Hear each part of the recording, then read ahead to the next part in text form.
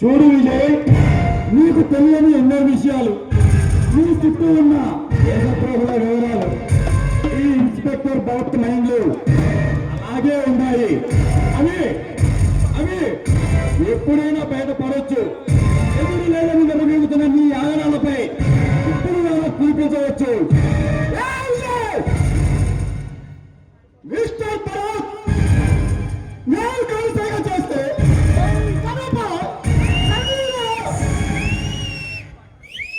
నేను చిన్నకేసి పిలిస్తే కళ్ళు మూచి తెలిసే లోపు ఆ కాళ్ళ కిందకు వస్తాయి.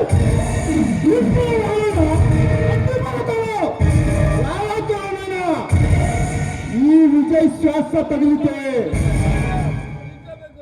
ఆరిపోవాల్సిందే.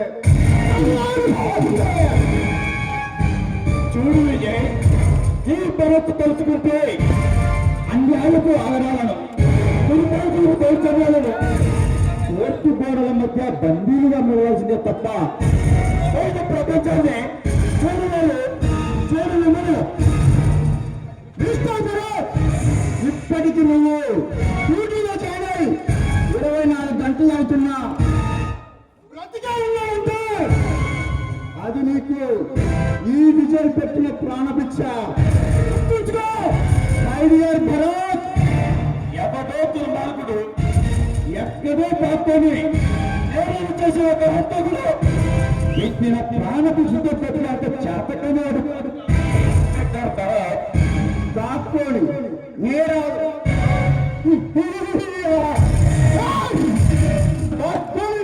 చేయటం, తప్పించుకోవటం, అందరూ రౌండ్కి వెళ్ళటం ఈ విజయ్ జగత్లో లేదమ్మా. నీకంటే ముందు వచ్చిన ఇన్స్పెక్టర్ని పోలీస్ స్టేషన్ నుండి కోర్టుకి ఇచ్చి వాళ్ళు అందరు లాయర్ల నడుమ జడ్జి ఎదుట శబ్దంగా కళ్ళు మూసుకొని ఉన్న సాక్షిగా ఇన్స్పెక్టర్ చెప్పింది నేనేనని నాపై కేసు పెట్టమని నిల్చున్నా. ఈ విజయనే ఎవడు ఎవడు ఏమీ చేయలేకపోయాడు. చూడు విజయ్, అప్పుడు నీ టైం చాలా బాగుంది. సరే చెప్పం, ఎప్పుడు అలానే చూస్తూ ఊరుకుంటుంది అనుకోకు.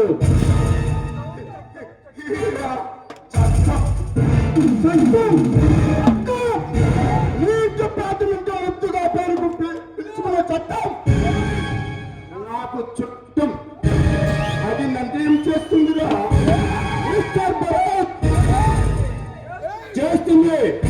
చూడు విజయ్, నీలాంటి వాడికి చాలా తక్కువ రోజులు మాత్రమే టైం బాగుంటుంది. ఈ టైం 4 రోజుల ఈ చరిత్రలో టైం బాంబులా పేలిపోతాయి. చెప్పాలంటే అరక్షణం పట్టదు. ఎందుకో ఆ గుండె ఈ నిజాయితీని చూడమంటుంది.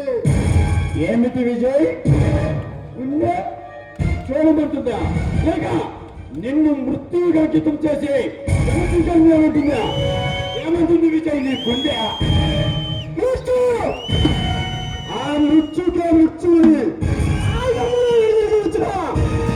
వెను తిరిగిపోవాల్సిందే.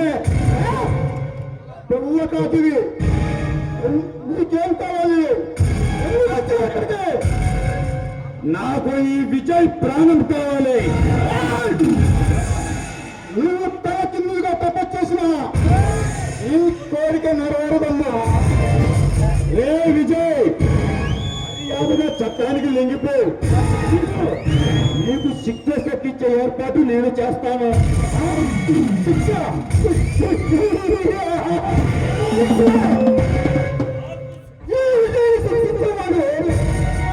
కొత్తలేదు.